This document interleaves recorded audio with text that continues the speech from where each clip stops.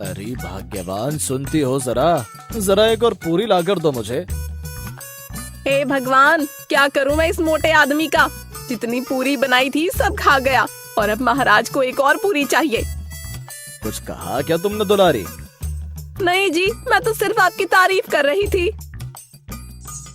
तभी दुलारी रसोई से बाहर आकर बाबूलाल से कहती है, देखिए जी, मैंने जितनी पूरी बनाई थी आप सब खा गए। अब घर में कुछ भी नहीं बचा खाने को और मैंने भी अभी तक कुछ नहीं खाया है। क्या कुछ भी नहीं बचा खाने को? जी, सिर्फ मैं बची हूँ, मुझे और खा लो, आपका पेट अच्छे से भर जाएगा। भाग्यवान, तुम भी कोई खाने की चीज हो। पता नहीं ये आदमी कहाँ से गले पड़ गया मेरे। भाग्यवान, तुम गुस्सा क्यों करती हो? मैं कुछ बंदोबस्त करता हूँ खाने का। गुस्सा नहीं करूँ तो क्या करूँ? सुबह से मैंने कुछ भी नहीं खाया, जो बचा था सब आप खा गए। बाबूलाल खाना खाकर उठ जाता है।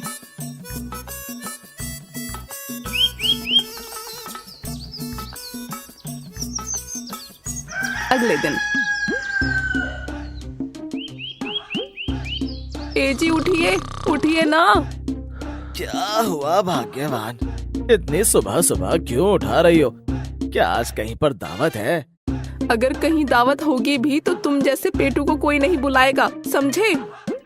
तुम जाओ यहाँ से, मुझे अब सोने दो। ये कहकर बाबूलाल फिर से सो जाता है। सुबह के 10 बज गए, कुछ काम है कि नहीं? बस दिन भर सोना और खाना ही है क्या?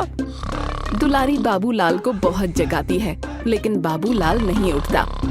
कई बार जगाने के बाद भी बाबूलाल नहीं उठता, तो दुलारी को गुस्सा आ जाता है। लगता है ऐसे नहीं मानेंगे, इसका सिर्फ एक ही इलाज है।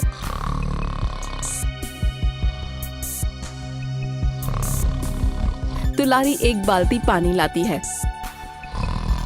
और सोए हुए बाबूलाल के ऊपर डाल देती है। अरे कौन है, कौन है? हाय राम, मुझे पूरा गीला कर दिया। तुम बिना भाग्यवान मेरी पूरी नींद खराब कर दी। रात को क्या आपने गांव में पहरा दिया था, जो सुबह भी नींद आ रही है? हे भगवान, कैसी पत्नी दी है तूने मुझे, चैन से सोने भी नहीं देती। भगवान को कोसना बंद कीजिए, चुपचाप जल्दी से जाइए और खाने के लिए दुकान से राशन लेकर आइए। अरे मैं कहाँ से लाऊं, मेरे पास तो पैसे ही नहीं है। खाना खाना तो आपको आता है, पैसा कमाना नहीं जानते। अब मैं कहाँ से लाऊं घर के लिए राशन? कहीं से भी लाइए, और हाँ, राशन के बिना घर में कदम मत रख देना। अच्छा ठीक है, लेकिन मुझे ये गीले कपड़े तो बदलने दो, बहुत ठंड लग रही है भाई। नहीं, बिल्कुल नहीं, ऐसे ही जाइए, तभी आपको अकल आएगी। बाबूलाल गुस्से में घर से निकल जाता है।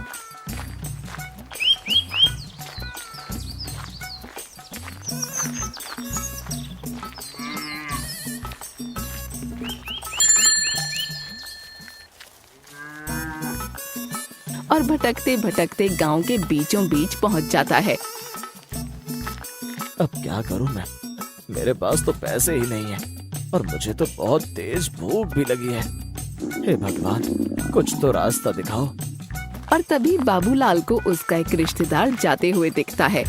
अरे वाह, खाने का इंतजाम हो गया। फिर बाबूलाल उसको आवाज लगाता है।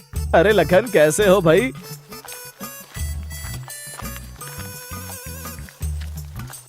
अरे बाबूलाल भैया, आप कैसे हो? यार बहुत दिन हो गए तुमसे मिले। वो सब तो ठीक है, लेकिन तुम जा कहाँ रहे हो? अरे कहीं नहीं भैया, बस घर के काम से आया था, रास्ते में तुम मिल गए। लेकिन आपके कपड़े गीले क्यों हो रहे हैं? अरे कुछ नहीं, बस रास्ते में एक व्यक्ति ने गलती से पानी डाल दिया मेरे ऊपर, बस इसी कारण कपड़े गीले हो गए।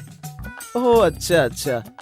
फिर बाबूलाल को एक तरकीब सूझती है और वो उदास होने का नाटक करने लगता है। अरे क्या हुआ बाबूलाल भाई, तुम इतने उदास क्यों? कोई बात है क्या? मुझे बताओ। देखो मैं तुम्हारे मित्र जैसा ही हूँ, मुझे बताओ क्या बात है।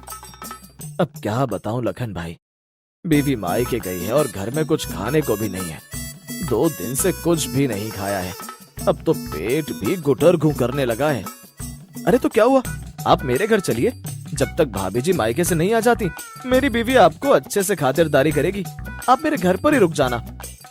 अरे वाह, खाने का बंदोबस्त हो गया। अरे बाबूलाल भैया, क्या सोच में पड़ गए? अब भी कुछ रह गया है क्या? अब नहीं नहीं, कुछ नहीं, चलिए आपके घर चलते हैं, भूख भी तेज लग रही है। लखन बाबूलाल को अपने घर ले जाता है।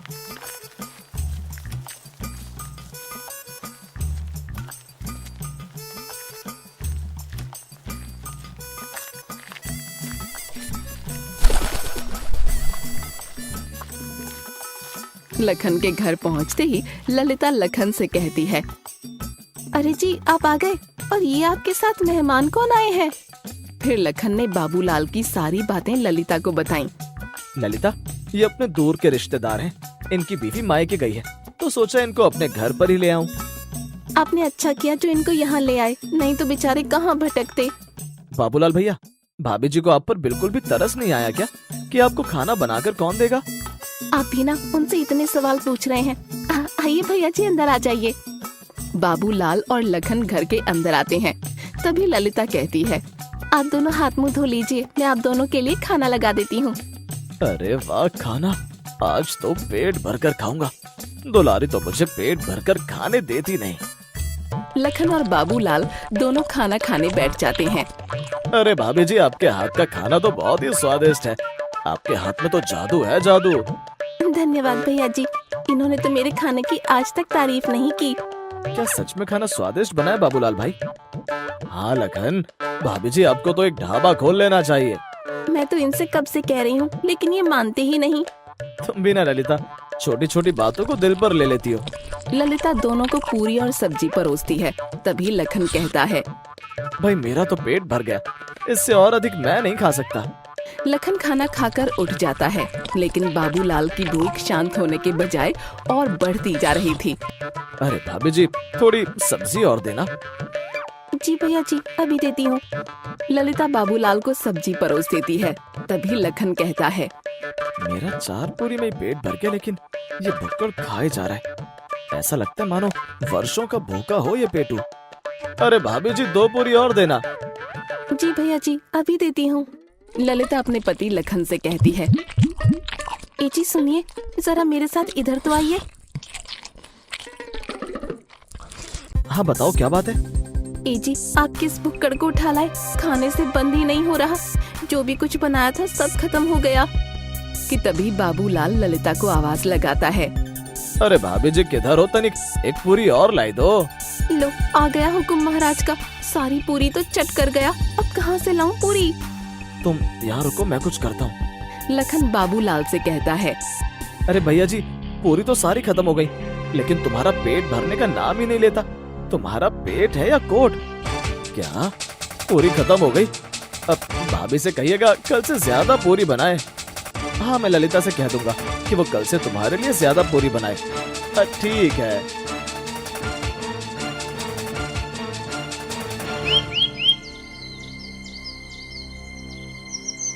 अगले दिन ललिता ने जितनी भी पूरी बनाई वो सब बाबूलाल चट कर गया।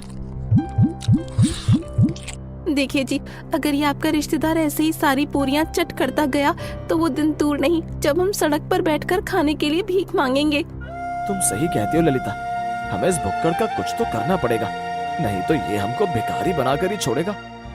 हाँ, लेकिन करें क्या? इस भुक्कड़ से कैसे छुटकारा पाएं? कुछ समझ ही नहीं आ रहा। तुम चिंता मत करो, हमारे गांव में ज्ञानी बाबा रहते हैं, हम उनके पास चलते हैं। हो सकता है वो इस समस्या का उपाय बता दें। क्या आपको लगता है कि वो ज्ञानी बाबा हमारी मदद कर पाएंगे? अरे तुम उनके पास चलो तो सही, जाने में क्या हर्ज है। ठीक है, चलिए। लखन और ललिता बाबूलाल को बिना बताए ज्ञानी बाबा के पास चले जाते हैं।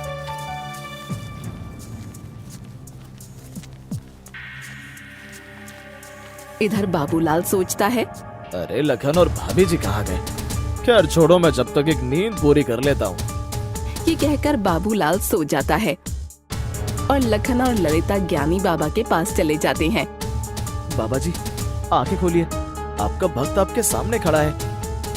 क्या हुआ बच्चा, तू इतना परेशान क्यों लग रहा है? क्या बात है मुझे बता, बाबा तेरी मदद जरूर करेगा। अरे बाबा जी, बात ही कुछ ऐसी है। फिर लखन ज्ञानी बाबा को बाबूलाल की सारी बातें बताने लगता है।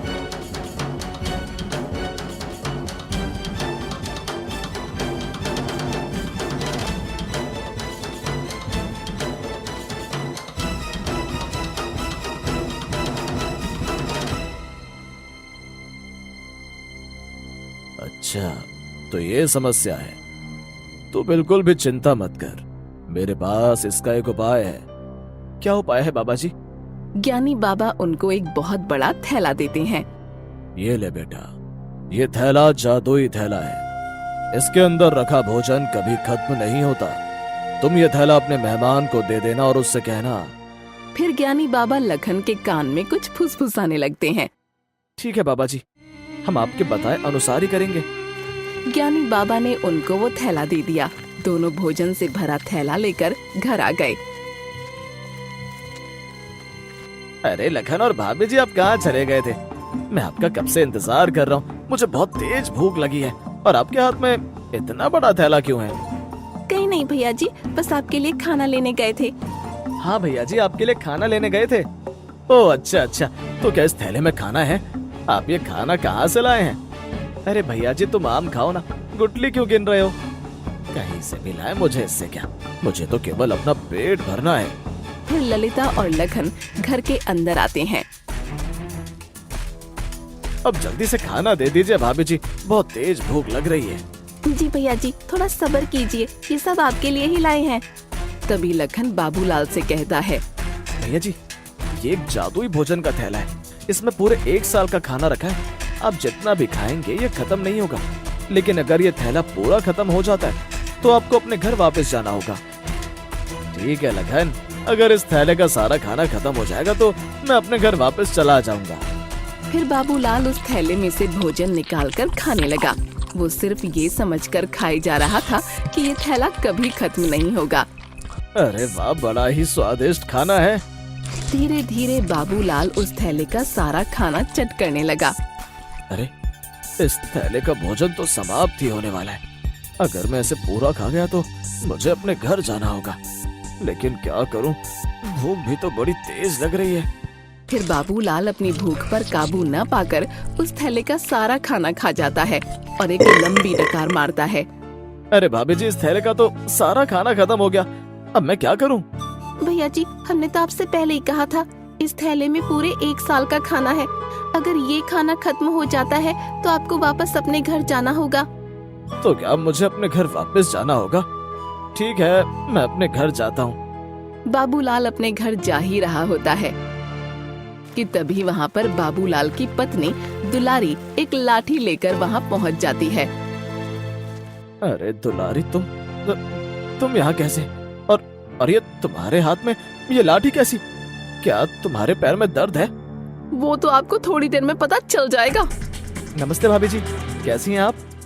मैं तो ठीक हूँ भैया जी, लेकिन आपके भैया जी अब ठीक नहीं रहेंगे। अरे भैया जी, आपने तो कहा था कि भाभी जी मायके गई हैं। हाँ। अरे दुलारी, तुम मायके से कब आई? क्या मायके? मैं मायके कब गई? इसका मतलब भैया जी, आपने हमसे झूठ बोला कि भाभी जी मायके गई हैं।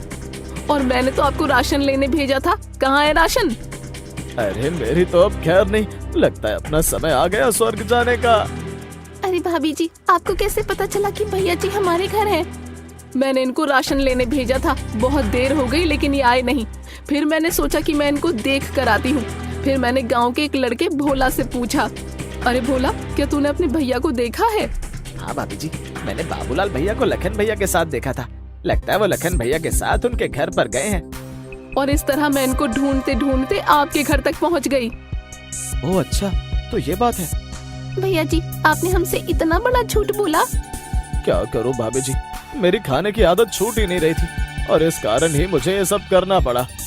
कोई बात नहीं भैया जी, जो हो गया सो हो गया। आइंदा ऐसी गलती ना करना। आप निश्चिंत हो जाइए लखन भैया, अब ये ऐसी गलती दोबारा नहीं करेंगे। तो क्या तुमने मुझे माफ कर दिया दुलारी? माफ तो कर दिया मैंने, लेकिन आपका ये थोड़ा सा प्रसाद बचा है। प्रसाद? अब कहाँ है प्रसाद? ये रहा आपका प्रसाद। दुलारी लाठी लेकर बाबूलाल के पीछे पड़ जाती है। अरे भागते कहाँ हो, रुको, अपना प्रसाद तो लेते जाओ।